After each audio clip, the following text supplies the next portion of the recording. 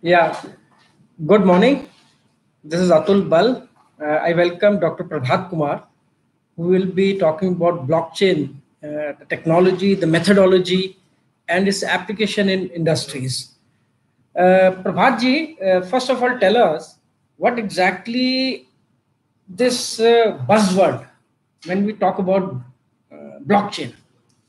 Yeah, blockchain is an open distributed ledger which records transactions, Okay. in a safe, secure manner where there is a time stamping and it cannot be altered, Okay. by who participate in the transactions easily. So it's a very safe and secure transactional process where records are maintained in a proper manner. One major issue that comes up in the minds of young aspirants who are looking at blockchain as a technology, as a method to develop newer applications in various fields, in healthcare, in aviation, in governance.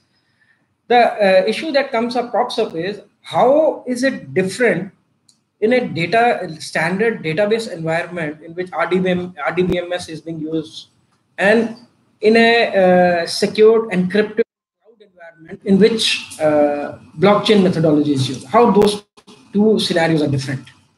The technology of blockchain is different, but now it is also available in cloud. Okay. So the existing mode and modality of delivery of services is being integrated. There are many companies who have planned for a SaaS model, okay, for blockchain transactions. Okay. So, friends, Dr. Prabhat Kumar is going to take a session on blockchain and its application in industries. You are free to put up your questions because this is an interactive session. If you have any question which requires further elaborations, we request you to send an email to us. I'll just type out the email on your chat screen. So here we are. Please, Dr. Prabhat Kumar, the quote is yours. Yeah. Thank you very much. Thank you. Thank you, friends. I thank Atul Balji for organizing this webinar on blockchain and its applications. And good afternoon to all the participants. First of all, what is blockchain? I start off from here. So as I said, blockchain is an open distributed ledger which maintains records of transactions in a safe and secure manner. Now, as you know, the issue of account keeping is as old as human civilization itself. Even when we had the barter system, there was a need of record keeping. And it is said that this record keeping started as far back as 3000 BC in Sumeria and Assyria.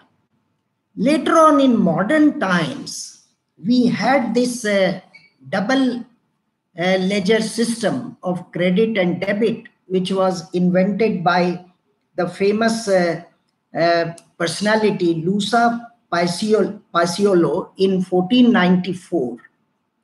Subsequently, this technology of blockchain, where something could be time stamped, came in 1991. At that time, it was more like a notarization. You know, today, when you have to take a document as a proof of time stamping under oath, you go to a notary. So when it started in 1991, it was more like a notarization of the document you had in hand. Now, subsequently, this blockchain became popular with Bitcoin. Rather, it became synonymous with Bitcoin. As you know, Bitcoin came in 2008, which was started by Satoshi Nakamoto under a pseudonym. We do not know whether he is the real person or he is working under a pseudonym. So he started this peer-to-peer network for electronic cash system without an intermediary being in between. So he brought Bitcoin on blockchain where the participants could buy and sell Bitcoin and the records could be maintained in a safe and secure manner. The technology per se was very revolutionary. It had never been tried out on a large scale and it became successful. That came off quite well. But unfortunately, this Bitcoin became also synonymous with speculation. You know that the value of Bitcoin kept on increasing and fell down suddenly last year. So this Bitcoin became little bit infamous. That was little setback to this technology of blockchain. But nevertheless, this Bitcoin has survived and blockchain is now thriving. So what is this blockchain? You know, Harvard Business Review calls it a foundational technology. It's not exactly disruptive at the moment. It's not that this is going to disrupt the existing industry suddenly, because it requires a lot of social, political, attitudinal changes to propagate this methodology of keeping transactions, conducting transactions through blockchain. So World Economic Forum has termed it as one of the main pillars of fourth industrial revolution. So certainly technology has huge potential. It is not that everything may come in the next 1 or 2 years, but the foundations are being laid for this technology. We will talk about its application in a little while. But first of all, to come back to the blockchain, how does it work? How transactions are conducted? So first of all, you have the first transaction, let us say, and it creates the first block. At that stage, it creates a hash. So the first block is called Genesis block. Genesis block will have a hashtag, but it will not be connected to the previous block because this is the first block. As soon as you create the second block of transactions, then a hashtag would be created for the second block and it will be linked to the hashtag of the previous block. And likewise for third and fourth and subsequent transactions.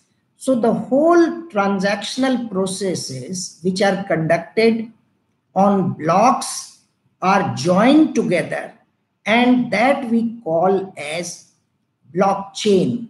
All the transactions put together in blocks, they will form the blockchain. What are these hashtags? As you know, hashtags are generated on a computer. It has more than 20 characters. It is created in a random manner, and it is like your fingerprint. One block will have a unique identification mark, a unique hashtag, which will be different from the hashtag of all other blocks. So this way, we go on creating blocks, and this becomes a ledger. Now, this is a distributed ledger. It is not working in a centralized mode. There is no need of centralization here. All the participants are working on their own nodes, and these nodes are joined together to form the blockchain. The very fact that there is no central authority creates certain advantages and disadvantages which we will talk about. But it works in a peer-to-peer network where transactions are all transparent, and all the participants know about what is happening on the blockchain. The data is encrypted and nobody controls it. Everybody is a participant. Once the block has been created, it cannot be changed. If there has to be a change, then there is a certain procedure to be followed. These blocks cannot be hacked. They, they are quite secure because of hashtags and what is called proof of work. This is another security on the platform through proof of work.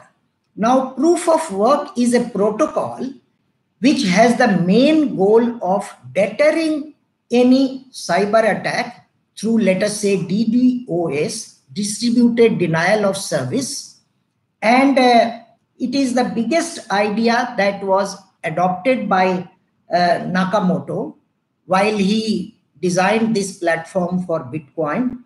There is a trustless and distributed consensus system which is adopted in proof of work, and this is a requirement which is of course computer calculated, which is also called mining, that needs to be performed in order to create a new group of trustless transactions. Now, what happens in this mining process? It serves two purposes. First of all, it verifies the legitimacy of a transaction or avoiding the so-called double spending. And secondly, it creates new digital currencies by rewarding miners for performing the previous task. So this proof of work is another security which works behind the blockchain to make the whole process safe and secure. Now, how is the transaction conducted? There are various participants, each sitting on their own nodes in a peer-to-peer network. So when in a transaction process, there are 6 steps. An individual or a company will initiate a transaction. That is step number 1. Then transactional details are announced to the whole network. Everybody comes to know about this through the shared platform. This is the second process. In the third process, the nodes will verify the transaction, checking that both the parties satisfy the needed requirements. Then comes the next step. Once the process of verification has been done, this transaction will add it to the most recent transactions that has been conducted, and it will create a new block. Then this new block in the next 5th step will be added to the other blocks in the chain, and finally the whole transaction process is complete. 6 steps of conducting a transaction on blockchain platform. Now, supposing somebody wants to send money, A wants to send money to B. So this again, following the 6-step process, A will announce on the platform. Again, this will be broadcast to all in the peer node, and this will be, the process will be approved as a legitimate transaction, and it will create a block, and that block will be added to the previous blocks. Now you have time stamping. You know that when the transaction was conducted, there is no intermediate process. That is where this intermediation takes place through blockchain transactions, which is a huge disruptive activity for the future. Of course, nothing is going to happen very, very soon, but nevertheless, disintermediation is a great advantage for conducting transactions on blockchain platform. Now, what happens if you want to make any changes in the blocks already part of the blockchain. So person A, let us say, wants to make that change, and he will announce it. He will change the new block. That new block will be broadcast to all others in the distributed platform. Now, if all others approve that change, then that changed block can be recorded. However, if a hacker wants to change the blocks already on the blockchain, that will not happen, because he has to go through the whole process, and there are large number of participants.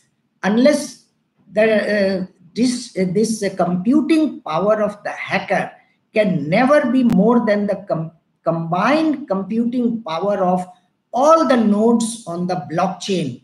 So it will not be possible for the hacker to get access and change the hashtags in that computational manner for all the subsequent blocks on the chain. So therefore, hacking is impossible for the blocks already maintained on the blockchain. Now,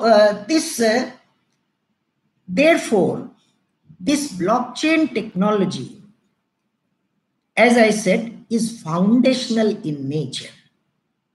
It can carry out large number of transactions in various industries. The question, first of all, we must address is, are we ready for it? Are we ready for disintermediation?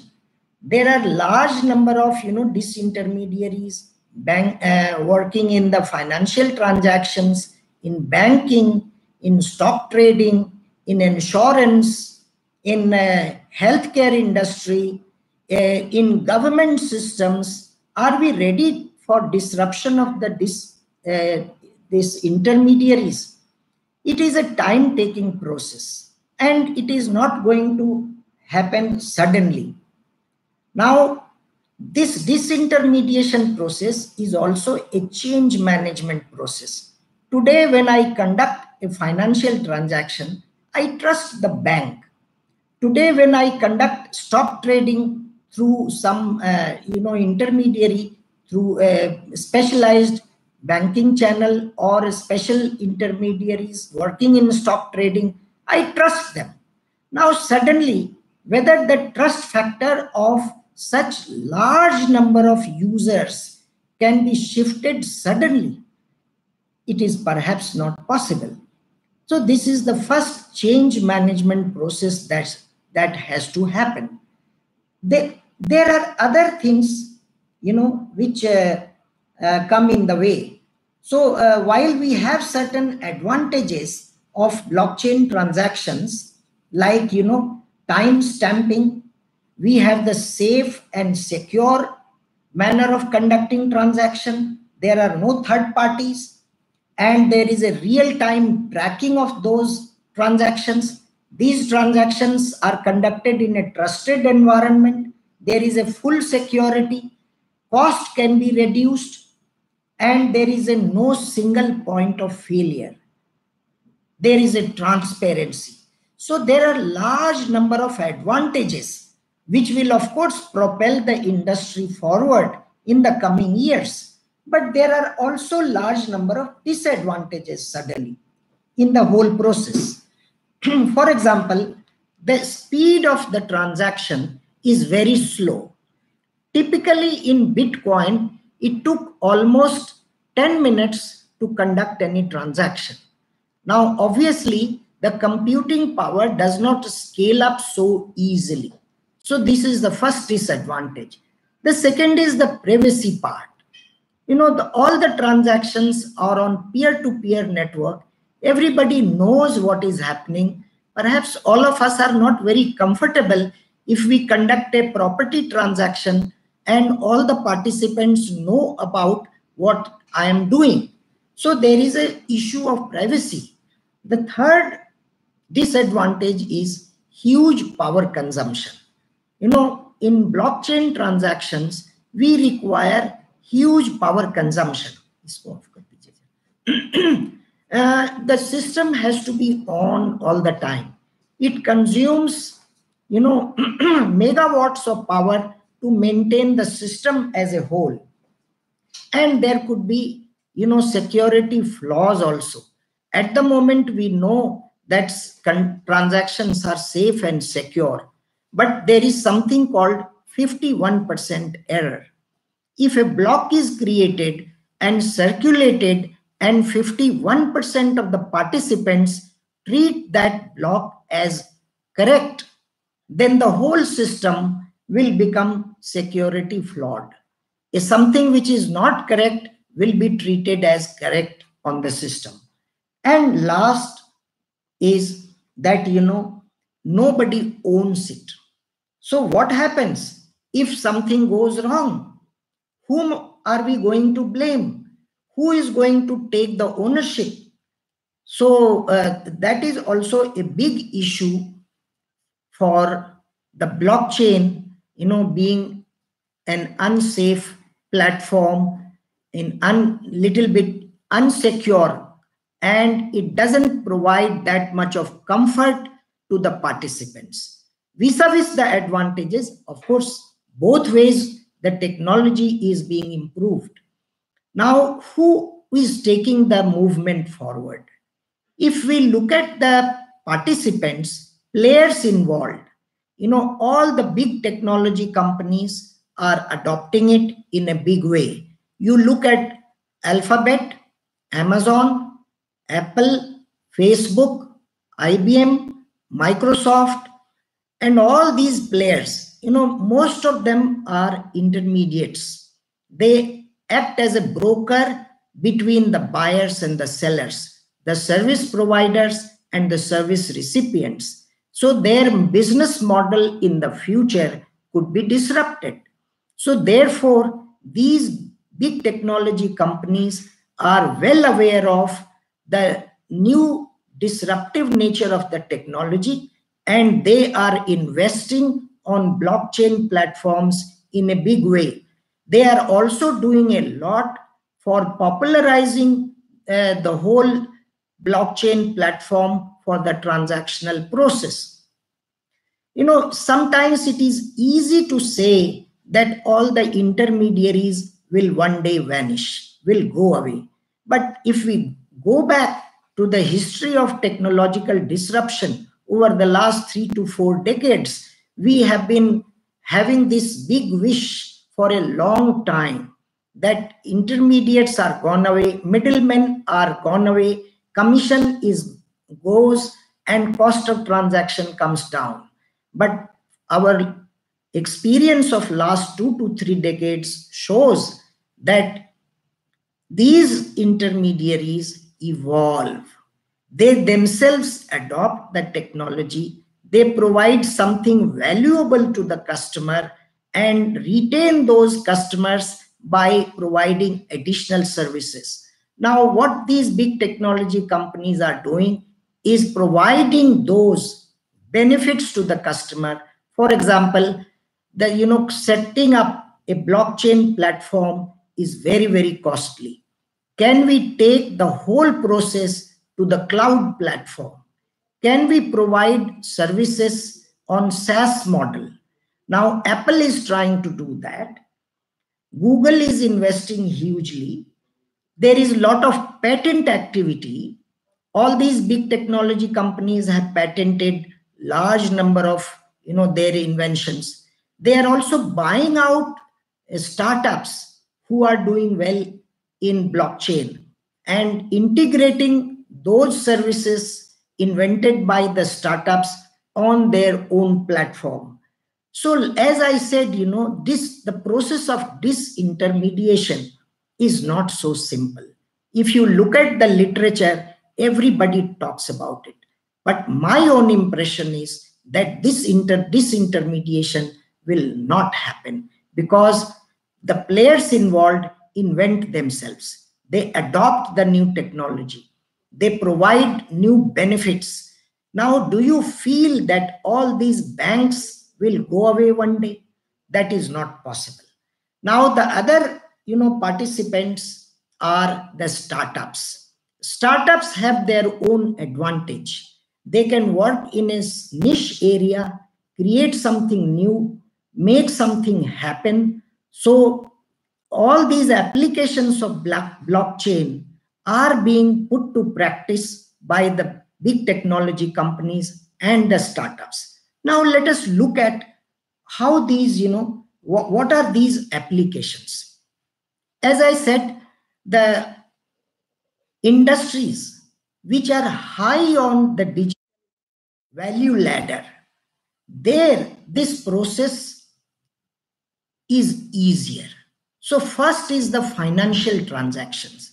We conduct transactions, we keep, we pay monies, we send money overseas, we withdraw money, we pay in cash to other persons. All this process takes time. Even a check clearing process is through a centralized agency. Now that also takes 1 or 2 days. And now when this blockchain platform will integrate financial services, that obviously the transactional process will become faster and this need for an intermediary will not exist. But here will come another question.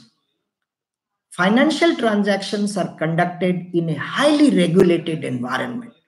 It is, regulated by the central bank of every country in the world. Now, the central banking regulations have to change.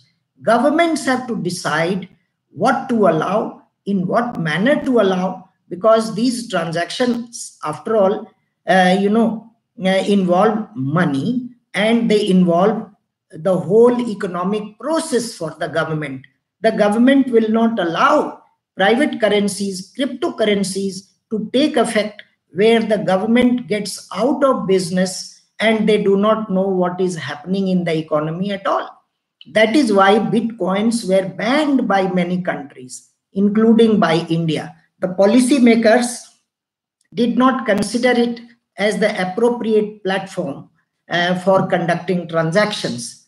So therefore, in finance, which is a highly regulated industry, we will have to give time for the governments to change, realize that it is a beneficial technology which spreads the benefit of not just the technology, but brings down costs, provide benefits to all the stakeholders involved. The next industry is, of course, healthcare. The entire government services can be brought on blockchain platform. For example, government of Dubai, United Arab Emirates, has announced that all their government services will be available on blockchain. They are making efforts in that direction. In our own country, land registration in Telangana and Andhra Pradesh is being experimented upon on blockchain platform. There are many government services in Telangana and Andhra Pradesh which they are bringing on blockchain platform. So talk about finance, healthcare, government services, anything that goes on peer-to-peer network, even voting system. Tomorrow electioning, in electioneering, we can all cast our votes, which will be recorded in a safe and secure manner, verifiable at a future date. Now, of course, we are years away as far as voting is concerned, but you think about an application and you can design it on blockchain tomorrow. There is no difficulty about it. Well, now, one of the important things in blockchain is what we call as, smart contracting. We have something called Ethereum. Now, this Ethereum provides a decentralized platform that runs smart contracts and on a protocol where many participants can build new applications. Now, Ethereum becomes like a global computer where programs can run autonomously on their own. So when all the participants in a particular transaction come on a smart contracting on this platform of Ethereum, The whole process can become very cost effective. Time of transactions can be reduced. Now, to give an example, now let us talk about an international trade transaction. Goods are being shipped from China to India. Now, how many participants are involved? First of all, there is manufacturer in China. He makes those goods. He will hand over to the local transporter. He is the second player. The manufacturer in China has availed some finance through a bank. That is the third node. Then the transporter ships the goods to the customs port. Now at customs port, you have customs clearance brokers. You have the warehouses, managers or agencies which manage the warehouse. Then comes the shipping company and their agents. Then the goods will be finally loaded on the ship. Now there are 5-6 participants up to the point when goods are loaded onto the ship. After that, there is an insurance person who has insured the goods. Then there is a broker at the other end in India. At a customs broker will clear those consignments. Then you have the custodian of the goods at Indian port. He receives the goods. Customs agent or the importer will file the bill of entry. And again, those goods are cleared from the port and finally handed over to the transporter. If in the whole process of trading of goods across the border, there are about a dozen players involved, from finance, insurance, shipping, manufacturer, trader, manufacturer in India. Now all these participants can come on that smart contracting system of Ethereum. Now, the whole process of transaction through paperwork and all the related activities will move seamlessly.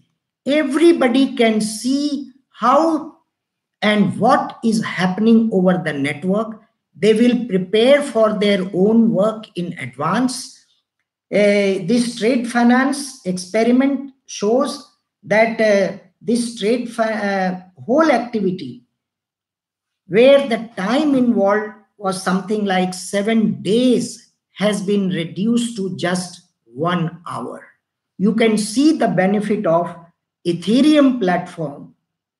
And there is a company called UBS, which has created this blockchain called Smart Hyperledger, where all the participants come on their Smart Hyperledger platform and participate and conduct their transactions in a very seamless manner. So this Ethereum is a great advantage that has emerged for the blockchain industry. Now, these smart contracting system runs autonomously. It will be triggered when something happens, if and when. So there is no human system intervention, and it runs on a powerful shared global infrastructure. It creates new markets. It stores registries of, this Ethereum, other than the trade finance, can be applied in any area. It can record even your will, which will take effect after the person is gone. It can record debts and promises, which will happen or which will take effect in future. And our own imagination is the limitation.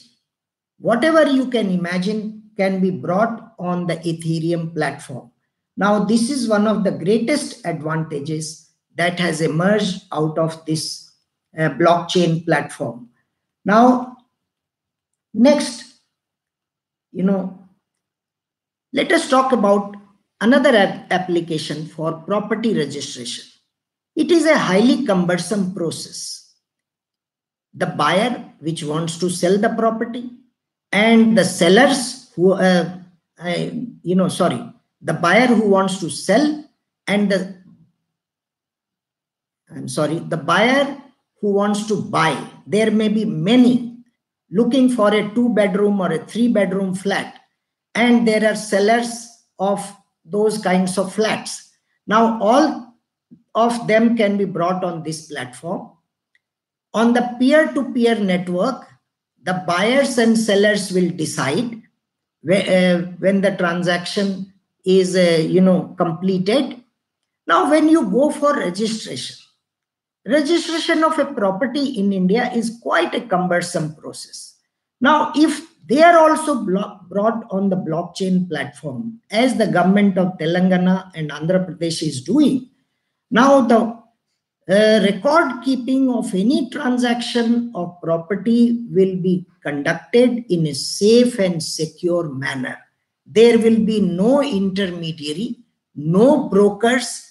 You know that the seller who is selling the property is the real owner. There are instances of fake properties having been sold out, and at least I know quite a few of them, and they have lost their money. Now, when you conduct this transaction on a blockchain platform, there is a complete trustworthiness of the buyer and seller and the whole transactional process. Now, the next question: how do you take care of the ownership of the property? Right now, under the Transfer of Property Act and related legislation, any property registered on a blockchain platform may not be recognized. So you are owner of the property on the blockchain, but the law does not recognize you as the owner. So there has to be a corresponding change in the regulatory framework.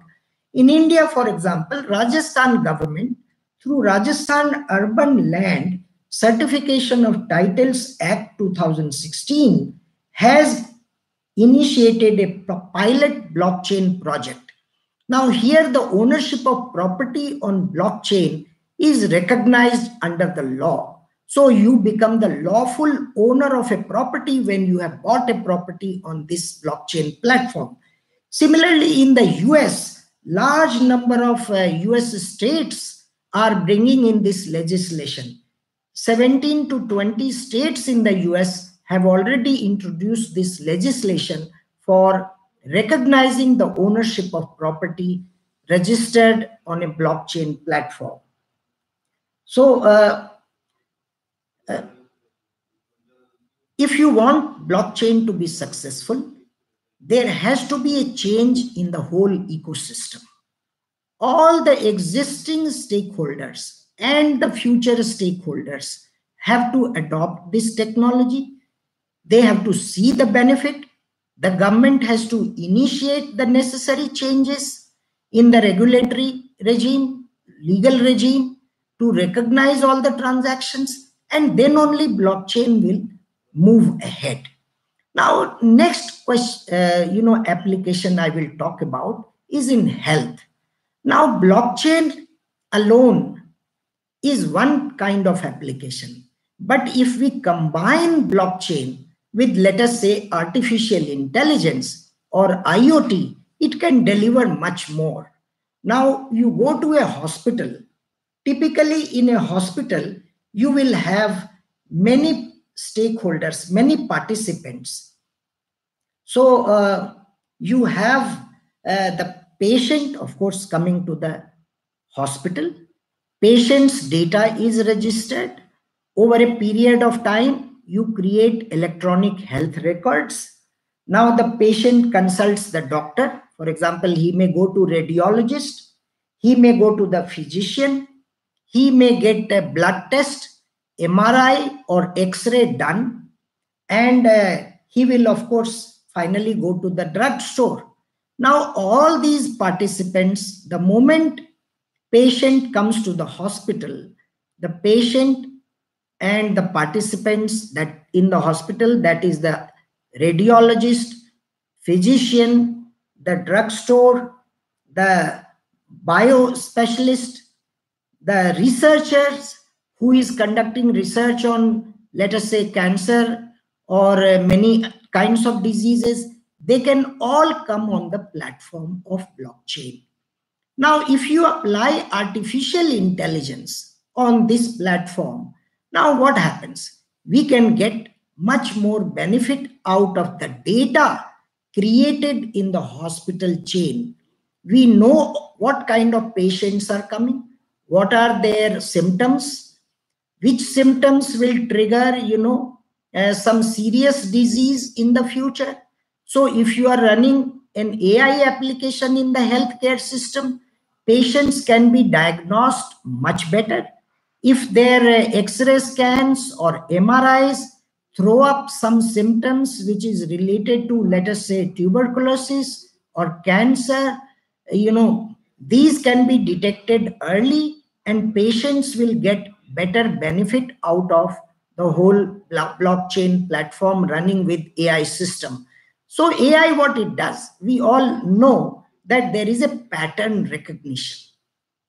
So this pattern recognition on the data that is residing in the system will throw up many benefits. Similarly, predictive analysis. That data can predict how the patients may contract some serious disease in the future. If you are running a chatbot system, similarly, with all the patients who are on the blockchain, they can get a better benefit out of the chatbot system. For example, National Health Scheme of UK is applying this chatbot system. Now, can we integrate chatbot system of AI with blockchain platform? The benefits will multiply. Similarly, this IoT, if blockchain can be used with IoT or blockchain plus AI plus IoT, again, benefits will multiply. As we know, the IoT collects data from many devices. Simplest is now wearables are becoming popular. You have a watch-like small device that collects data of your personal health all the time. Whenever there is an abnormality, it can alert the doctor or the hospital chain you are connected to, and your data is already residing on blockchain of that particular health record system of that hospital. Now, from wearable to the hospital care, you can see the benefit of time and speed. If you need an emergency services, you can be taken to the hospital, and hospital already has all your electronic health record on blockchain. So the treatment can be much faster, the diagnosis can be much faster. So blockchain with other technologies can provide us many more benefits. Now, there are many other applications of blockchain. For example, one I will take off, food chain. There is a lot of fake, duplicate, impure food circulated in the marketplace. Now, if we can connect the producer and the consumer, through blockchain technology, the identification of the food right from the time it is plucked in the agricultural field can be traced. And I can be sure that the milk I am consuming has come from a particular source. The rice and wheat I am consuming has come from a particular agricultural field. So this food chain can be brought on the blockchain. Now, one of the very costly items, the recent scam by a very important player in diamond market. I would not like to name, but it is there in the public domain. Now, it is told that he sold fake diamonds to many prestigious clients. And when this man has run away from India, now those clients who bought diamonds, many of them in cash, they find that they have been sold with fake diamonds or impure diamonds or diamonds of a particular carat which is not correct. Now, this diamond can again be brought on blockchain right from the stage of sourcing, where the diamond has been mined, to the stage of processing, final manufacturing, and finally the handicrafts, where the workers have worked on this, giving the final shape to the diamond mixed with gold or whatever. Now the entire value chain can become trustworthy on blockchain. When somebody buys a diamond, he can exactly know from which mine this diamond came from. So therefore, if we apply blockchain to various kinds of industries and services, you can see the benefit of trustworthiness of the transactions, confidence of the participants, the buyers and the sellers, particularly the buyers who are spending a lot of money, and the distributed nature of the peer-to-peer network itself gives the benefit of transparency. You need not ask the third party as to what is happening. You yourself know what is happening on the platform and whether you would like to participate in any transaction or not. So therefore, these benefits tomorrow may become disruptive in nature. Right now, if you ask me, blockchain is not going on an escalator. Huge costs are involved. It is good that some of the big technology companies have started participating in this technology, because these big technology companies themselves are intermediaries. So there is a question mark over their own future. But when they have come into the ring, they are bringing in a lot of benefits. And this technological growth of the whole industries will speed up. The customers will come on the platform when they find some real benefit in terms of reduction in cost, reduction in time of the transactional process. These two are very important. Others, of course, they are there. So these big technology companies will certainly bring these benefits to the customers, whether they are working through the cloud or SaaS model. And therefore, tomorrow this technology may become more popular. As of now, as I said earlier in my previous two webinars, artificial intelligence is going ahead in a big way, but we will see many digital technologies being integrated into one platform that will give a lot of benefits for the customers. Blockchain, artificial intelligence, IoT, and other digital technologies will create benefits which will become, unbeatable in the marketplace. So with this, I will conclude my session on application of blockchain and this nature of blockchain. I will and then take up some of the questions. Thank you very much for listening to me patiently. And now I will take up some of the questions.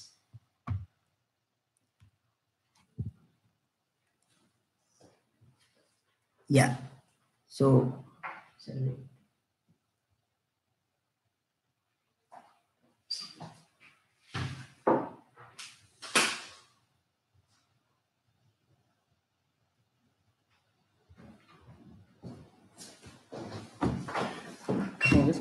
yeah.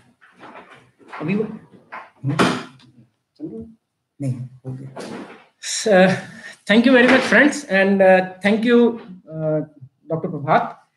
Your elaborations on any subject is such wonderful moments. I really get sometimes mesmerized by your knowledge and eloquent style. Thank you very much.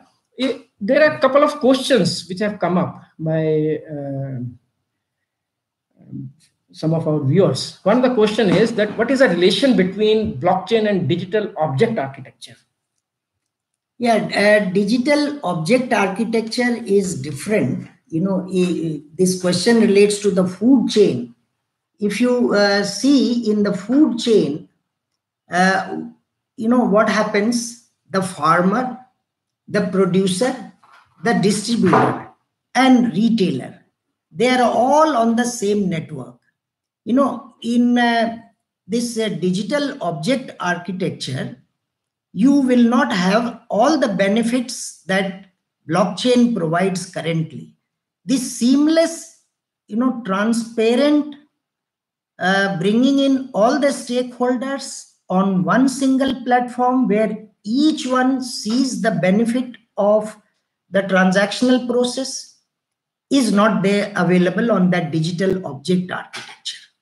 Another advantage of blockchain, which I forgot to mention, is that, unlike in a current system, if data is lost or data is hacked, everything is gone. But in this peer-to-peer network, data resides on each node. So if data is lost at one node, nothing is lost because it is available at other nodes. Now, some of our viewers are talking about specific industries like power industry, power generating utilities. Then one of the user has just talked about its application in defense sector. Specifically, he is from Indian Naval Academy. So he's looking at that what type of application in defense that can really be useful for the defense preparations as yes. such, and the defense data. Yeah. So first of all, I'll take up about the power sector. The power sector, there is a practical application in Africa where what happens, consumers have been brought on the blockchain platform. Now we are trying to generate power through solar system. Now, if I have excess production and there is a gap between my consumption and production, I have an excess power which can be offloaded to another consumer on the peer-to-peer network, on the blockchain. So this is a very good system where the power companies' role can be reduced and consumers can share amongst themselves. If you, let us say, in a particular colony, you have set up 100 rooftop solar installations. I think now that can be shared yes. among consumers. That's so very there is a huge application in power sector, but the industry will evolve. Nothing is immediate. Now coming to the second, defense sector, it is very, highly sensitive sector. So any public blockchain may not be immediately possible. Obviously, defense is a highly, not just sensitive, but there are so many issues relating to defense. We can set up an internal private blockchain for the defense industry where internal players within the system, let us say the government officials are there, then there is Navy, Army, Air Force. You can decide what will go on this private blockchain platform. For example, you have a procurement policy. Now it is applicable for all. Instructions are being issued by the centralized ministry or other agencies for all the three wings of the defense. Now these instructions tomorrow are not traceable or not easily available. Officers may ignore.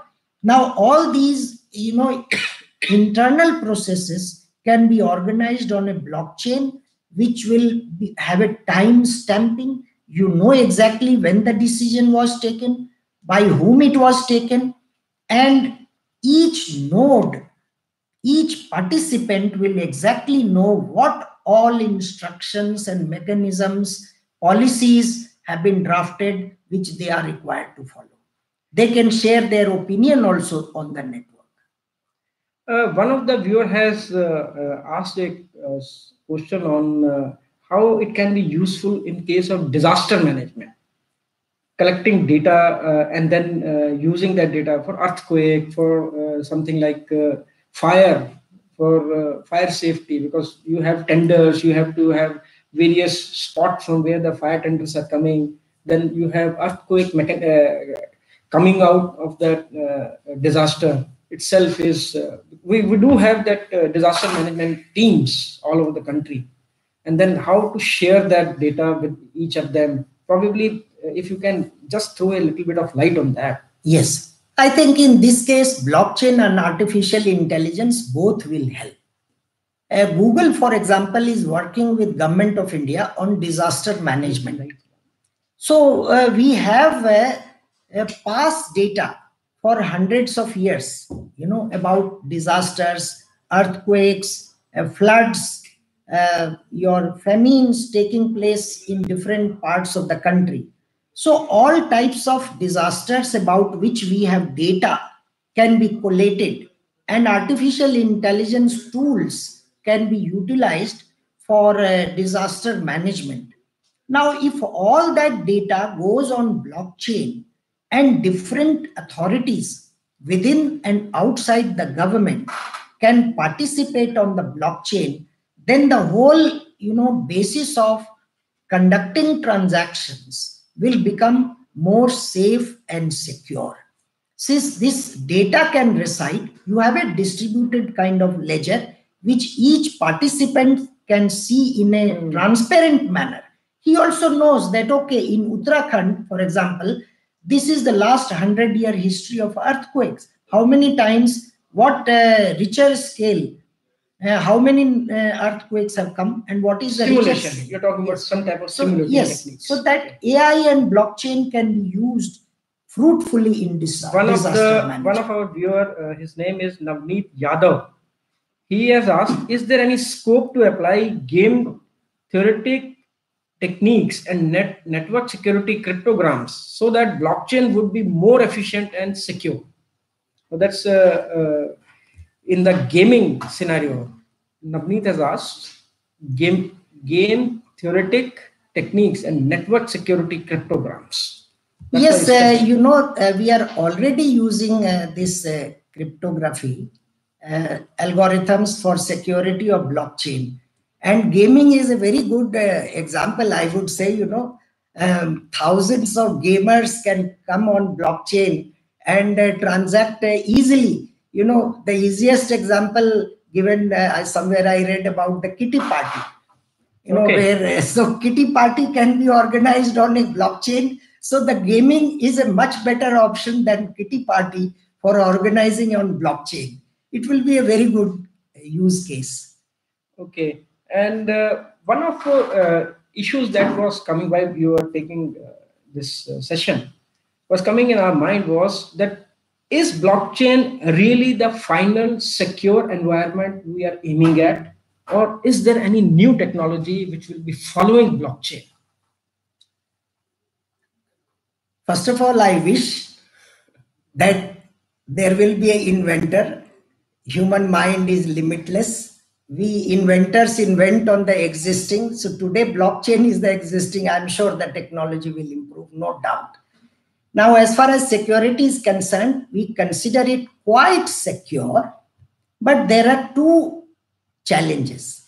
One, what we call as 51% error, where something is circulated which is not true and adopted as correct by the next node and the next node and the next node, and like that 51% of people treat it as correct, then the whole incorrect thing becomes correct on blockchain.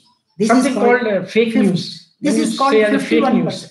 No, it's very not popular. Easy. No, what I'm saying is something very popular is the fake news. The not on that scale. Okay. Because it is not easy to hack a blockchain, because if somebody is trying to change a block, then he needs so much of computational power, which will be more than the combined power of all other participants. And he has to change the hashtags so quickly of all the subsequent blocks. Okay. So it's not possible. But there is an unknown security challenge. Fear, in human fear. Okay. What happens if I lose all my money which I have kept in a bank and which goes on a blockchain? I have $1 million and I just lose $1 million. So I am not comfortable without an intermediary. That's the change management aspect of humans. And the latest subject of quantum computing, which is coming up, is it something which is going to be the follow-up invention? Quantum computing, humans will change like never before. I mean, I have delivered a lecture on quantum computing in my lecture to MBA students at IIT Delhi. And quantum computing, we just can't imagine. All these, Aadhaar and numbers and all, we are creating, such safe algorithms, they will break down in millionth of a second. But simultaneously, the applications will emerge, which will be, phenomenal. The speed will go up by 10, 100, 1,000, 10,000, a million times. The minimum required qubit for quantum computing is 1,000 qubit. IBM claims some 27 qubit, and one ex-IBMer, Regit, claims he has reached 150 qubit. So we are years away, from 1,000 qubit when quantum computing will become viable. Now, one of our is Dr. Arvind Khanijo. He has asked that can blockchain and AI be useful image analysis, interpretation in radiology and surgical pathology and hematology? Yes, sure. As I said, blockchain with AI and IoT will give us tremendous benefit. And in healthcare, data is collected, electronic health records of patients are created. This data, where we can apply AI, suppose you have X-ray scans or eye scans, X-ray scans, eye scans, and even blood samples. This data you can apply AI and get pattern recognition and predictive analysis. They will be stored on blockchain so that these data is permanently secure. They cannot be hacked. And you will apply IoT, collection of data through multiple devices to create more data out of your patients and provide them emergency services, for example. So very good application of all the three technologies. Having a little bit of understanding in healthcare system, I can say what you have elaborated is actually applicable in healthcare domain, especially IT in healthcare. If anybody else has a specific question, you may ask. We are here for another 2-3 minutes. Otherwise, I have given the office@iitdalumni.com. This is the email address. Please, if you have detailed discussion you need to have with Dr. Prabhat Kumar or with our team, you can specify your need through the email. Our next session will be on the social impact and ethical impact of artificial intelligence techniques. We'll be also covering in this small portion of blockchain. But that will be our subject, which will be taken up on Friday, 12th of April at 4 p.m. Please note it, Friday, 12th of April at 4 p.m. There is a question from, maybe I'm unable to understand the name, but anyhow, there is a question from one of the viewer. He says, will the interface between AI and blockchain be real time? That's something, AI technique and the blockchain methodology. Will that be in real time? This blockchain, works in real time. In fact, this is a transaction process which is all the time on. That is where the power consumption is high. So when Bitcoin, for example, let us say there are 20,000 participants, the platform, the inherent architecture has to be on all the time. So this is in real time. Okay. Dr. Khanijo has shown his skepticism. He says that, thank you very much, sir, but we seem miles away in reality with high hopes for electronic health record. Well, this is all evolutionary process, Dr. Khanijo. A lot of new technologies coming up, new methodologies, new techniques. They also take time to stabilize. And one of the most important aspect of any technology or methodology or technique is the adaptation. Slowly people start adopting it, and then it comes in the reality, what you could really say as reality. He is also saying, do Google beta forms classify as blockchain in network? Google beta forms, Google Forms, in fact, he's talking about. Do they classify as blockchain in network? Right now, Google has not planned any blockchain per se. They are investing a lot. And tomorrow they may come up with some application where, of course, Google's interest will be involved. Please do not consider Google as out. So they will reinvent the model of blockchain. That's how, and I admire. I mean, the world has progressed quite a bit because a few companies could get the things done, invest without thinking of returns in the near future. But they got a lot of returns. Yes. So that's the beautiful model they created. Anyhow, I thank all the viewers, and I thank Dr. Prabhat Kumar, and we will be soon seeing you on 12th of April, Friday at 4 p.m. Please log on. We'll be sending you all the details about the YouTube, this particular streaming. Thank you very much. I thank Atul Balji, and I thank all my viewers who have listened to me patiently. Thank you very much. Thank you, sir.